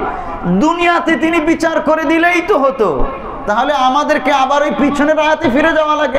আর রহমান আর রহিম, তিনি রহমানুদ দুনিয়া, দুনিয়াতে সবাইরে সুযোগ দিয়েছেন এবং আইন কানুন রাস্তাও বলে দিয়েছেন, এইভাবে চলো, বান্দাদেরকে সুযোগ দিয়েছেন। আল্লাহ তাআলা এখানে নিজে এসে হস্তক্ষেপ করবেন না। কিন্তু হাসরের ময়দানে বিচারপতি এককভাবে একজনই হবেন, তিনি হবেন মহান আল্লাহ। দুনিয়াতে বিচারপতিদেরকে আল্লাহ তাআলা সুযোগ দিয়েছিলেন ইনসাফ প্রতিষ্ঠা করো। দুনিয়ার বাদশাদেরকে আল্লাহ তাআলা সুযোগ দিয়েছিলেন ইনসাফের সাথে রাজত্ব করো। কিন্তু দুনিয়ার রাজা বাদশারা ইনসাফ প্রতিষ্ঠা করেনি, দুনিয়ার বিচারপতিরা আদালতে ইনসাফ প্রতিষ্ঠা করেনি, সুদ খেয়ে ঘুষ খেয়ে রায় পাল্টে দিয়েছে। প্রভাবশালীদের রাজনীতিবিদদের কথায় মজলুমের উপর রায় প্রয়োগ করেছে, আর জালেমদেরকে ক্ষমতাদেরকে মুক্তি দিয়ে দিয়েছে। এভাবে রায়কে, বিচারকে, আদালতকে হাতিয়ার বানিয়েছে জুলুমবাজদের, জালেমদের, প্রভাবশালী ক্ষমতাদের জন্যে। হাসরের ময়দানে আল্লাহ তাআলা সমস্ত বিচারপতি, সমস্ত বাদশাদের বেইনসাফির বিচার করায় গন্ডায় উসুল করার জন্যে তিনি বিচারপতি হবেন। দুনিয়াতে যারা মজলুম ছিল, মহান আল্লাহ তাআলা হাসরের ময়দানে মজলুমদের অধিকার পরিপূর্ণ আদায় করে দেবেন এবং তিনি হাসরের ময়দানে বিচারপতি হবেন। দুনিয়াতে একজন মানুষের উপর জুলুম করেছে, এত পরিমাণ জুলুম করেছে, একজন জালেম এত পরিমাণ মানুষকে হত্যা করেছে, খুন করেছে। তাকে হত্যা করলে, একবার যদি হত্যা করে ফেলা হয়, তাহলে তো মজলুমের শত শত মজলুমের বিচার হলো না, একজনের না বিচার হলো। মহান আল্লাহ তাআলা হাসরের ময়দানে বিচারপতি হয়ে হাজার হাজার মজলুমের পক্ষে ইনসাফ প্রতিষ্ঠা করবেন, বিচার পরিচালনা করবেন, জালেমের হিসাব করায় গন্ডায় মহান আল্লাহ তাআলা উসুল করবেন। সেদিন জালেমরা আল্লাহর অনুমতি ছাড়া কথাও বলতে পারবে না, এমন ভয়াবহ পরিবেশ থাকবে। মালিক ইয়াউমিদ্দিন, তিনি হবেন বিচার দিবসের প্রতাপশালী রাজা, বাদশা, বিচারপতি। আল্লাহ তাআলার অনুমতি ছাড়া দুনিয়ার প্রতাপশালী যারা ছিল কথাই বলতে পারবে না। দেখুন কোরআনের আয়াত, মহান আল্লাহ তাআলা বলছেন, কি বলতেছেন? ইয়াউমা ইয়াকুমুর রূহু ওয়াল মালাইকাতু সাফফা لا يتكلمون إلا من أذن له الرحمن। ওই দিন, কিয়ামতের দিন, যেদিন আল্লাহ তাআলা বিচারক হবেন, সমস্ত রূহ এবং ফেরেশতারা কাতার বন্দী হয়ে মহান বাদশাহ আল্লাহ তাআলার সামনে দাঁড়ানো থাকবেন। লা ইয়াতাকাল্লামুন, কেউ কথা বলবে না, কথা বলতে পারবে না। এমন ভয়াবহ পরিবেশ থাকবে, মুখটা খোলার মতো সাহসও পাবে না।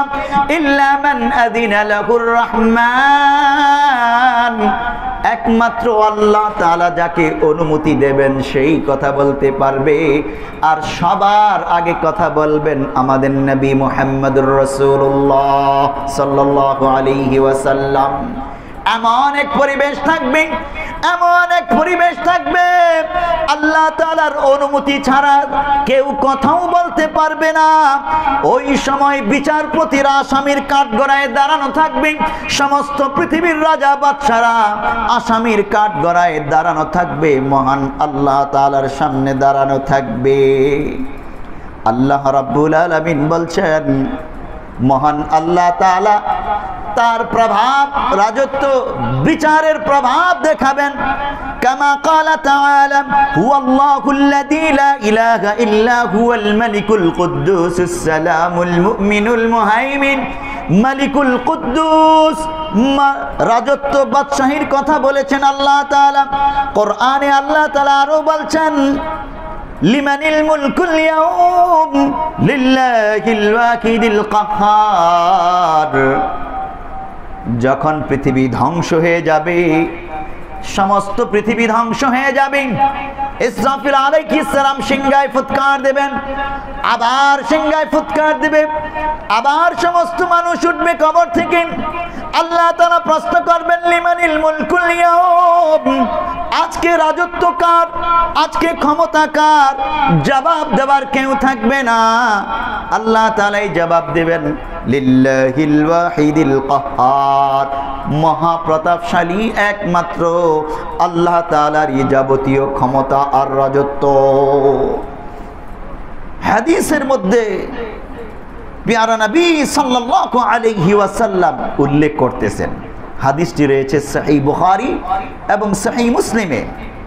হযরত আবু হুরায়রা রাদিয়াল্লাহু তাআলা আনহু থেকে বর্ণিত, কি বলছেন? আন্নাহু ক্বাল ইয়াকবিদুল্লাহুল আরদা ওয়া ইয়াতবিস সামাআ বিয়ামিনিহি, আল্লাহ তাআলা আসমান জমিনকে তার হাতের মুঠোয় নিয়ে নেবেন। সমগ্র পৃথিবী মহান রবের হাতের মুঠোয় থাকবে। এখানে এসে আবার আমরা এই ব্যাখ্যায় প্রবেশ করব না, তাহলে আল্লাহর হাত কি আমাদের হাতের মতো? না, খবরদার, এই চিন্তাও মাথায় আনবো না। লাইসা কামিসলিহি শাই ওয়া হুয়াস সামিউল বাসীর, সামিউল আলিম, অনেকগুলো সিফাত আছে। আল্লাহ তাআলার মতো কেউ না। আল্লাহ তাআলার হাত বলতে কিরকম হাত, আমাদের হাত কিনা না অন্য কিছু বুঝিয়েছে, একমাত্র আল্লাহ তাআলাই জানেন। ওই ব্যাখ্যায় কখনোই প্রবেশ করব না। তো আসমান জমিন মহান আল্লাহ তাআলার মুঠোর মধ্যে থাকবে। সুম্মা ইয়াকুল, অতঃপর আল্লাহ তাআলা বলবেন, সমগ্র পৃথিবী আসমান জমিন তার হাতের মুঠোয় নিয়ে আল্লাহ তাআলা বলবেন, আনাল মালিকু, আনাল মালিক, আমি হলাম প্রকৃত বাদশা, আমি হলাম মালিক। আইনাল মুলুকুল আরদি, আজকে পৃথিবীর রাজত্ব কোথায়, বাদশাহী কোথায়? আইনাল জাব্বারুন, কোথায় প্রতাপশালীরা? আইনাল মুতাকাব্বিরুন, কোথায় অহংকারীরা? মহান আল্লাহ তাআলা ব্যাঘ্র গর্জনে উচ্চারণ করতে থাকবেন, আইনাল জাব্বারুন আইনাল মুতাকাব্বিরুন। এভাবে আল্লাহ তাআলা বলতে থাকবেন, কিন্তু জবাব দেওয়ার কেউ থাকবে না, জবাব দেওয়ার দুঃসাহস কেউ করবে না। ভয়ে প্রকম্পিত থাকবে সকলের অন্তর হাসরের ময়দানে। আল্লাহ তাআলা কোরআনেও এই কথাই বলেছেন, লিমানিল মুলকুল ইয়াউম লিল্লাহিল ওয়াহিদিল কাহ্হার। দুনিয়ার বর্তমান রাজা বাদশা যারা আছে, বেঈমান মুনাফিক কাফের বেঈমানদের মধ্যেও আছে, মুসলমানদের মধ্যেও আছে। তাদের জন্য সূরা ফাতিহার ৩ নম্বর আয়াত একটি মহা সবক। একদিন আমাদের কানে এই আওয়াজ আসবে মহান রবের পক্ষ থেকে, আইনাল জাব্বারুন আইনাল মুতাকাব্বিরুন। কিন্তু সমস্ত প্রতাপশালী বাদশা, রাজা বাদশা, ক্ষমতাধর যারা দুনিয়ায় অন্যায় জুলুম নির্যাতন নিপীড়ন করেছে ক্ষমতা পাবার পর, সেদিন তারা আসামির কাঠগড়ায় দাঁড়ানো থাকবে। অতঃপর মহান আল্লাহ বিচারপতি হিসেবে তার যাবতীয় জালালিয়ত কাহ্হার সাথে নিয়ে রায় ঘোষণা করবেন, তুমি অমুক দেশের বাদশা ছিলা, ওই দেশের প্রধানমন্ত্রী ছিলা, ওই দেশের প্রেসিডেন্ট ছিলা, ওই আদালতের বিচারপতি ছিলা, ওই সেনাবাহিনীর সেনাপতি ছিলা, পুলিশ বাহিনীর কমিশনার ছিলা, পুলিশ প্রধান ছিলা। তুমি এইভাবে জনগণের সম্পত্তি গ্রাস করেছ, এইভাবে গুলি করে জনগণকে হত্যা করেছ, এইভাবে মিথ্যা রায় দিয়েছ, এইভাবে তোমার ক্ষমতা প্রয়োগ করেছ, এইভাবে প্রতিপক্ষকে ফাঁসিয়ে দিয়েছ। আজ আমি রায় ঘোষণা করব, শোনো আমার রায়। এই বলে আল্লাহ তাআলা বিচারপতি হিসেবে রায় ঘোষণা করবেন। তার রায়কে উল্টানোর মতো কেউ নেই, আপিল করার কেউ নেই, রিভিউ করার কেউ নেই। হাইকোর্ট নেই, সুপ্রিম কোর্ট নেই, জজ কোর্ট, লোয়ার কোর্ট নেই, একমাত্র মহান রবের কোর্ট। লিমানিল মুলকুল ইয়াউম লিল্লাহিল ওয়াহিদিল কাহ্হার। আল্লাহ রাব্বুল আলামিন এই কথাটা, এই মালিকি ইয়াউমিদ্দিন সূরা ফাতিহার ৩ নম্বর আয়াতে অত্যন্ত জোরালো ভাবেই উপস্থাপন করেছেন। আমরা গাফেল বান্দারা নামাজে প্রতিদিন পড়ি, কিন্তু বুঝি না কি পড়ছি। মালিকি ইয়াউমিদ্দিন, মালিকি ইয়াউমিদ্দিন কতবার পড়ছি বুঝি না। সেনাপতিও পড়ে, ওই পুলিশও পড়ে, ডিবি প্রধানও পড়ে, প্রধানমন্ত্রী প্রেসিডেন্টও পড়ে, প্রধান বিচারপতিও পড়ে, কিন্তু বুঝে না এটাতে কি আছে। আল্লাহ তাআলা আমাদেরকে বুঝার তৌফিক দান করুন, বলি আমিন। পেয়ারে হাজিরিন, আদ-দ্বীন শব্দের অর্থ আমরা করেছিলাম বিচার দিবসের প্রতিদান। আল্লাহ তাআলা রায় ঘোষণা করবেন এবং প্রতিদান দেবেন। দুনিয়াতে অনেককেই অন্যায়ভাবে ফাঁসির কাস্টে ঝুলানো হয়েছে।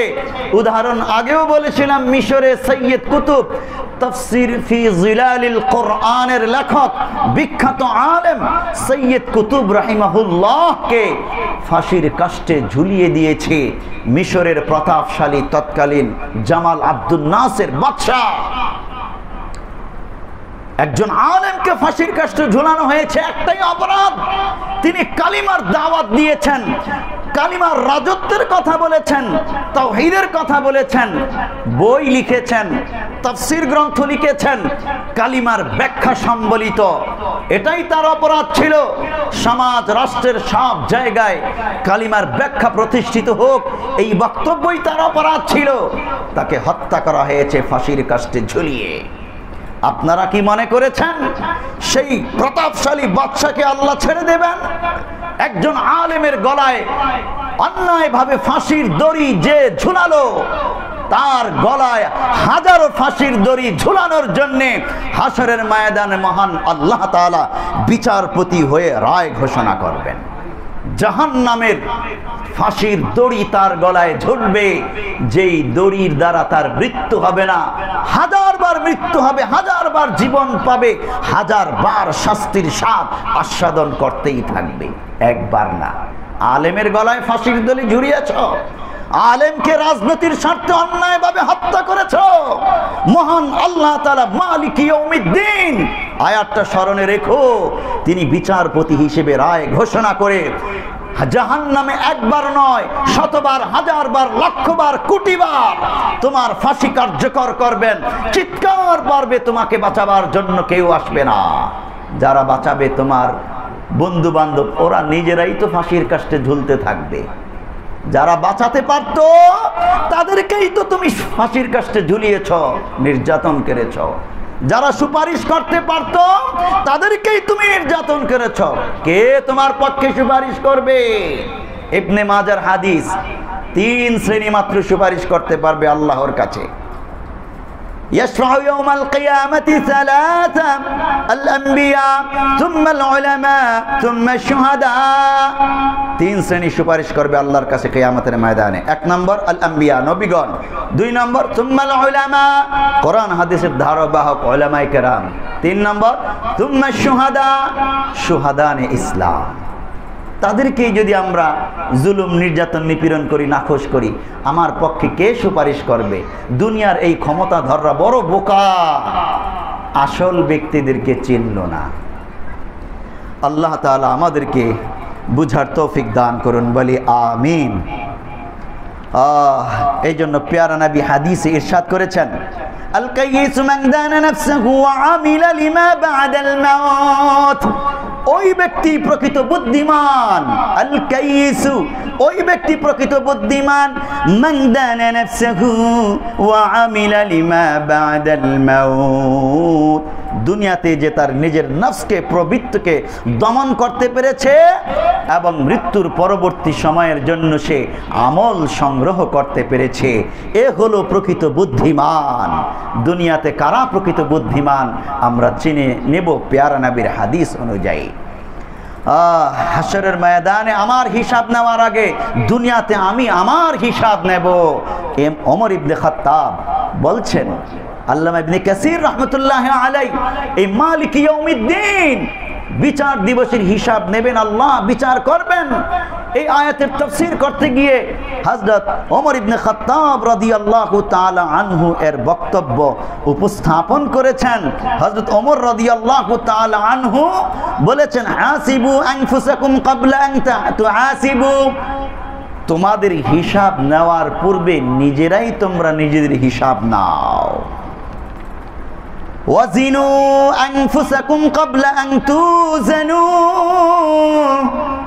তোমাদের আমল ওজন করার পূর্বে তোমরা নিজেরাই নিজেদের আমল ওজন করে নাও। বান্দা, দুনিয়াতে এখনই তুমি তোমার আমলকে ওজন করে নাও, মেপে নাও, কারণ হাসরের ময়দানে তোমার প্রত্যেকটা কথা কাজ মাপা হবে।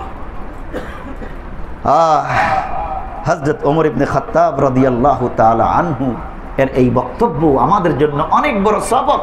আসুন আমরা এই সবক গ্রহণ করি। পেয়ারে হাজিরিন, 3 নম্বর আয়াতের তাফসীর আমরা এখানেই সমাপ্ত করতে চাই। 1 ঘন্টা হয়েছে কি?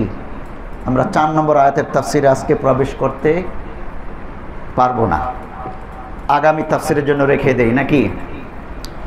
সংক্ষেপে একটু শুনে নেই। 4 নম্বর আয়াতের তাফসীর খুব বড় হবে না, একটির সাথে আরেকটির মিল আছে, এই জন্য উপস্থাপন করছি। ইয়াকা না'বুদু ওয়া ইয়াকা নাস্তাঈন,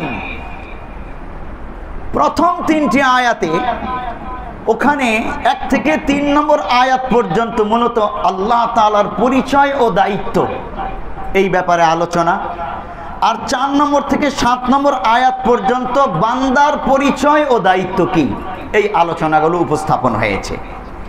ইয়াকা না'বুদু ওয়া ইয়াকা নাস্তাঈন, আল্লাহ তাআলা বান্দাকে শিক্ষা দিচ্ছেন যে বান্দা, মহান রবের সামনেই যখন তোমাকে দাঁড়াতে হবে, হিসাব দিতে হবে, এবং মহান রবের আকীদা বিশ্বাসকে এইভাবেই লালন করতে হবে। রব ছাড়া, মহান রবের দরবার ছাড়া তোমার কোনো দরবার যখন নাই, তাহলে তুমি এইভাবেই প্রতিজ্ঞা করো, চুক্তি করো, মহান রবের সাথে চুক্তি করো, ইয়াকা না'বুদু ওয়া ইয়াকা নাস্তাঈন, আয় আল্লাহ, আমরা একমাত্র তোমারই ইবাদত করি, আনুগত্য করি, দাসত্ব করি, ওয়া ইয়াকা নাস্তাঈন, এবং একমাত্র তোমারই কাছে আমরা সাহায্য প্রার্থনা করি। সাধারণ অনুবাদ। এই আয়াতের মধ্যে আলোচ্য বিষয় কি? আত-তাওহীদ ফিল ইবাদাত, এটাই হলো বান্দার জন্য প্রধান সাবজেক্ট। দুনিয়াতে আমাদের চলাফেরার ক্ষেত্রে শরীয়ত কেন দিয়েছেন আল্লাহ তাআলা? এই গোটা কোরআন কেন নাজিল করেছেন? এত নবী রাসূল কেন পাঠিয়েছেন? আমাদের নবী কেন এসেছেন? এই যে শরীয়ত আমাদের জন্য, শরীয়তে ইসলাম রেখে গিয়েছেন, এই শরীয়ত পালন করাকেই ইবাদত বলা হয়। ইয়াকা না'বুদু ওয়া ইয়াকা নাস্তাঈন, আর এটাই হলো মহান রবের সাথে আমাদের চুক্তি, আল্লাহ তাআলার সাথে। এই চুক্তি প্রতিদিন 5 ওয়াক্ত নামাজের প্রত্যেক রাকাতেই আমরা মহান রবের সাথে করতেছি। ইয়াকা না'বুদু, আয় আল্লাহ, আমরা একমাত্র শুধুই তোমারই ইবাদত করব, তোমারই দাসত্ব করব, তোমারই কাছে তোমারই আনুগত্য করব, আইন কানুন একমাত্র তোমারটাই মানব। এটা আত-তাওহীদ ফিল উলুহিয়্যাহ এর অন্তর্ভুক্ত, এবং এখানে আত-তাওহীদ ফিল ইবাদাত শরীয়ত হিসেবে গুরুত্বপূর্ণ দায়িত্ব আমাদের। ওয়া ইয়াকা নাস্তাঈন, এবং একমাত্র তোমার কাছেই সাহায্য প্রার্থনা করি। এর দ্বারা মহান রব, মহান আল্লাহ তাআলা আমাদের মানসা, মারজা সব কিছু একমাত্র আল্লাহ। আমাদের তাওয়াক্কুল হবে একমাত্র আল্লাহর উপর, দুনিয়ার অন্য কারো উপর আমাদের তাওয়াক্কুল হবে না। এই আয়াতে দুটো বিষয়ে চলে আসলো। না'বুদুর দ্বারা ইবাদত একমাত্র আল্লাহর করব, আর নাস্তাঈনু দ্বারা তাওয়াক্কুল একমাত্র আল্লাহর উপরই করব, ভরসা একমাত্র আল্লাহর উপরই করব, প্রার্থনা একমাত্র আল্লাহর কাছেই করব। দুনিয়ার ওই মাজারে, শাহজালাল ইয়ামানির মাজারে গিয়ে যদি আমরা প্রার্থনা করি, ও বাবা, ও শাহজালাল ইয়ামানি বাবা, আমার সন্তান নাই, আমাকে সন্তান দাও, আমি নির্বাচনে দাঁড়িয়েছি, আমাকে বিজয় দাও, আমার বিপদ আপদ মুক্তি করে দাও, দিবে তিনি? পারবেন? তাহলে আমরা শাহজালাল ইয়ামানির উপর কি ভরসা করতে পারি? না, না। কেন? বান্দার উপর, মাখলুকের উপর কখনোই ভরসা করতে নেই। ভরসা একমাত্র আল্লাহর উপর, তাওয়াক্কুল একমাত্র আল্লাহর উপর, প্রার্থনা হবে একমাত্র আল্লাহ তাআলার কাছে। এখন আসুন এই যে আমি বললাম ইয়াকা নাবুদু ওয়া ইয়াকা নাস্তাইন, এই আয়াতটা বান্দার আর আল্লাহর মাঝে একটি চুক্তিনামা। সূরা ফাতিহার 4 নম্বর আয়াত ভালো করে শুনে নেই, আবার শুনে নেই। সূরা ফাতিহা মহান রবের সাথে বান্দার চুক্তিনামা। প্রতিদিন 5 ওয়াক্ত নামাজের প্রত্যেক রাকাতে মহান রবের সাথে আমরা এই চুক্তি নবায়ন করছি, নামাজ থেকে বেরিয়েই চুক্তি ভঙ্গ করছি। হাদিসের মধ্যে আছে কাসামতুস সালাতা বাইনি ওয়া বাইনা আবদি নিসফাইন, হাদিসে কুদসি রাসূলুল্লাহ বলেন, আল্লাহ তাআলা বলতেছেন যে সালাতকে, নামাজকে 2 ভাগে আমি ভাগ করেছি, বান্দার জন্য 1 ভাগ, আমার জন্য 1 ভাগ। মহান আল্লাহ তাআলা বলতেছেন, কারণ সূরা ফাতিহা তো নামাজই আমরা পাঠ করি এবং এটা পাঠ করা আবশ্যক, প্রত্যেক রাকাতেই পড়ি। আর কি বলতেছেন আল্লাহ তাআলা, ফানিসফুহা লি ওয়া নিসফুহা লিআবদি ওয়া লিআবদি মা সাআলা, অর্ধেক আমার, অর্ধেক আমার বান্দার। আর আমার বান্দা চুক্তিবদ্ধ হয়ে আমার কাছে যা কিছু চেয়েছে আমার বান্দা তা পাবে, কারণ আমাকে বান্দা যেটা দিয়েছে এর বিনিময়ে বান্দা যা চেয়েছে সে পাবে। তাহলে নিসফুন আল্লাহর, নিসফুন বান্দার, অর্ধেক আল্লাহর, অর্ধেক বান্দার। এইভাবে আল্লাহ তাআলা বান্দার সাথে চুক্তিবদ্ধ হয়েছেন আর বান্দাকেও চুক্তিবদ্ধ হওয়া শিখিয়েছেন কিভাবে করতে হবে। ইয়াকা নাবুদু ওয়া ইয়াকা নাস্তাইন, আনুগত্য, দাসত্ব, গোলামি, ইবাদত একমাত্র কার হবে? আল্লাহর। এটা আমরা চুক্তিবদ্ধ হয়েছি নাবুদু, জামা মুতাকাল্লিম শব্দ ব্যবহার করে। ইবাদত শব্দ কাকে বলা হয়? ইবাদত অর্থ কি? মাখুদাতুম মিনাজ যিল্লাতি ইউকালু তরিকুম মুআব্বাদুন আই মুযাল্লালুন। ইবনে কাসির, আল্লামা ইবনে কাসির রাহমাতুল্লাহি আলাইহি উল্লেখ করেছেন যে ইবাদত শব্দের শাব্দিক অর্থ এটা হলো নিচতা, দীনতা, হীনতা, দুর্বলতা ইত্যাদি। বান্দা তো দুর্বলই হয়, নিচু হয়, মহান রব উঁচু ক্ষমতাবান হয়। শরীয়তের পরিভাষায় হিয়া মা ইয়াজমাউ কামালুল মাহাব্বাতি ওয়াল খুদুই ওয়াল খাউফি ওয়া কুদ্দিমা আল মাফউল ওয়া কুররিরা লিল ইহতিমামি ওয়াল হাসরি। আমি পুরো কথা বলছি না, এখানে বোঝানো হয়েছে ইবাদত বলা হয় আন্তরিকতা, ভয়, মহাব্বত, যাবতীয় আশা ভয় অন্তরে নিয়ে রাসূলের সুন্নাহ পদ্ধতিতে মহান রবের আদেশ পালন করাকে ইবাদত বলে। সংক্ষিপ্ত এই ব্যাখ্যাটা আমরা জেনে মনে রাখবো ইনশাআল্লাহ। আর কোরআনুল কারীমে ইয়াকা নাবুদু ওয়া ইয়াকা নাস্তাঈন, এই আয়াতের তাফসিরে কোরআনের আরেকটা আয়াতের তাফসির দিয়ে আমরা করতে পারি। আল্লামা ইবনে কাসির রাহমাতুল্লাহি আলাইহি ও সেই তাফসির করতে গিয়ে আয়াতগুলো উল্লেখ করেছেন। যেমন মহান আল্লাহ তাআলা বলছেন ফা'বুদুহু ওয়া তাওয়াক্কাল আলাইহি ওয়া মা রাব্বুকা বিগাফিলিন আম্মা তা'মালুন। সূরা হুদ আয়াত নম্বর 123। ফা'বুদুহু, ইবাদত করো একমাত্র তার, মহান আল্লাহর। মহান আল্লাহই তো সৃষ্টি করেছেন আমাদেরকে। ওয়া তাওয়াক্কাল আলাইহি, এবং তাওয়াক্কুল করো একমাত্র তার উপর। এই নাবুদু এটার দ্বারা ফা'বুদুহু, আর নাস্তাঈন এই আয়াতের ব্যাখ্যা অন্য আয়াতে ওয়া তাওয়াক্কাল আলাইহি, তার উপরই ভরসা করো। দুনিয়ার কেউ তোমাকে বাঁচাতে পারবে না, দুনিয়ার কেউ তোমাকে কিছু দিতে পারবে না, ক্ষমতা নাই। আল্লাহর কাছেই চাও, তার উপরই তাওয়াক্কুল করো। ওয়া মা রাব্বুকা বিগাফিলিন আম্মা তা'মালুন, আর তোমার রব তুমি কি কাজ করো এই ব্যাপারে গাফিল নন।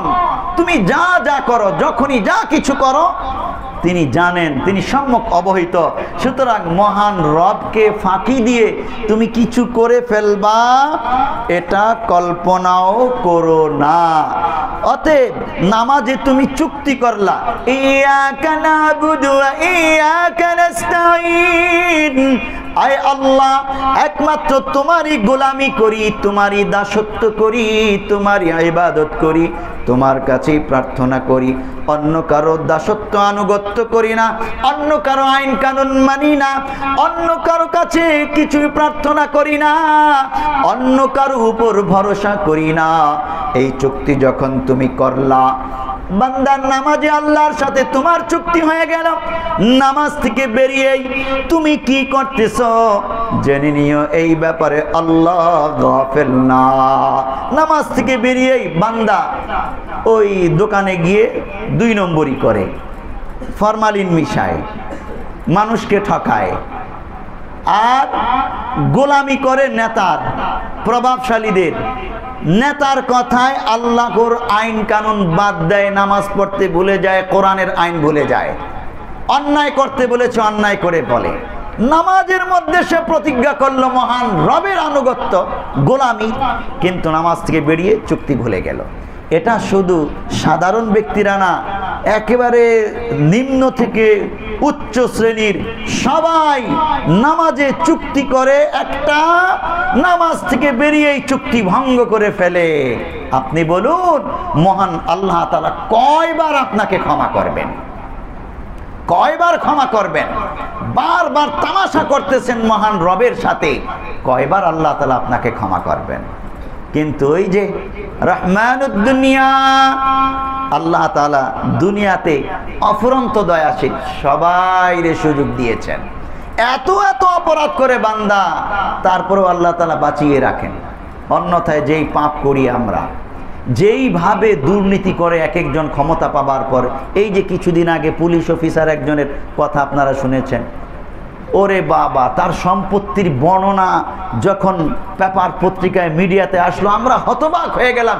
একটা সরকারি কর্মকর্তা এত সম্পত্তির মালিক হইল কেমনে, এত এত বানাইলো কেমনে দেশে বিদেশে? ওরে বাবা, কত মানুষের না জানি সে সম্পত্তি কেড়ে নিয়েছে। তাহলে আপনি চিন্তা করেন, সেও তো নামাজ পড়ে, সেও তো নামাজের মধ্যে বলেছে ইয়াকা না'বুদু ওয়া ইয়াকা নাস্তাঈন।